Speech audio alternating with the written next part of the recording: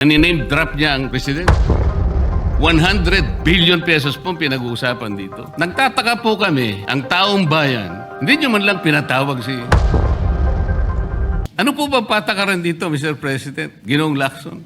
Kailangan bang samot-samot ang gagawin mo para sa isang privilege speech? Kayo po'y matagal na sa Senado. Alam ko po, kabisado nyo yung patakaran dito. Ang isang privilege speech nakatutok lang sa isang subject matter. Pero ang gagawin po ninyong samot-samot ito at pagkatapos ay mag-uumpisa kayo na para bang ang nilalaman ng privilege speech ninyo puro ad hominem. Wala po tayong matatapos dito. Ang hangarin po natin dito ay yung subject matter na pinipilit natin sapagkat ito po ang inihintay ng taong bayan. Kung sasagutin ko po ng isa-isa at ang iba po'y sinagot ko na, ay lalayo po tayo. Ang akin pong tinatanong sa aking privilege speech kahapon ay bakit parang hindi ninyo pinagbigyan ang ibang mga tao na napakarami nilang dapat sabihin para sa ganun malaman natin ang katotohanan. Kayo po ang nagsabi, Senator Lacson, Sir President, na pupuntahan natin lahat ng lugar na kung saan ang ebidensya. Hindi po ba kayo po ay nagpahayag na sinabi nyo na ang presidente ay name drop ni Yusek Bersamin? Hindi ko man lang po nakita yung kanyang katauhan na ipinatawag nyo dito. Samantalang napakalaki ng dapat niyang ipaliwanag sapagkat kayo po ang nagsabi sa pamamagitan ng pagtitiwala ninyo sa ibinigay na testimony ni Yusek Bernardo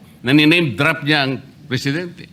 100 billion pesos po pinag-uusapan dito na kung saan ang porsyentong tinanggap nila sang-ayon din sa inyong pagpapahayag ay 8 billion pesos. Nagtataka po kami, ang taong bayan, hindi nyo man lang pinatawag si Yusek Bersamin. Nagtataka din po ako. Alam po ninyo ito. Nakiusap, nagpresenta si ex-Governor Chavit Singson. At ipo'y iminungkahi ko po sa inyo at ang sabi nyo, sige po, sa susunod na pagdinig natin, ay iimbitahan natin siya. Sapagkat marami raw siyang gustong ibahagi sa ating pagdinig tungkol sa mga project sa Ilocos. Ngunit hindi po nyo tinawag.